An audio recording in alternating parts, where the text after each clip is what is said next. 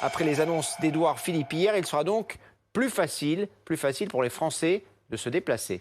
Oui, exactement. Et cela va dans le sens de ce qu'a dit hier le Premier ministre. La liberté va devenir la règle, l'interdiction, l'exception. À partir du 2 juin, effectivement, les déplacements à plus de 100 km de son domicile sont de nouveau autorisés. Fini donc les attestations de déplacement dont vous deviez vous munir depuis de longues semaines. Le Premier ministre qui a cependant appelé les Français à la responsabilité, notamment en différant si possible leurs déplacements.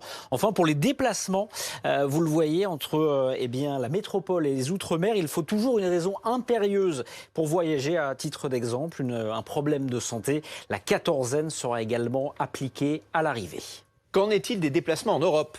Eh bien, on le rappelle, pour les déplacements effectivement dans les autres pays européens, les restrictions sont maintenues jusqu'à la mi-juin. Une décision commune doit être prise entre tous les pays pour la suite. La France a fait savoir hier qu'elle était favorable à la réouverture des frontières intérieures de l'Europe à compter du 15 juin, sans quatorzaine pour les voyageurs, sauf en cas de réciprocité. D'ailleurs, l'aéroport de Paris-Orly, fermé depuis le 31 mars, reprendra ses vols commerciaux avec passagers le 26 juin. Mais si vous voulez aller, par exemple, aux États-Unis prochainement, ce sera impossible. Hors de l'Europe, les frontières restent en effet fermées. Merci Guillaume pour ces précisions.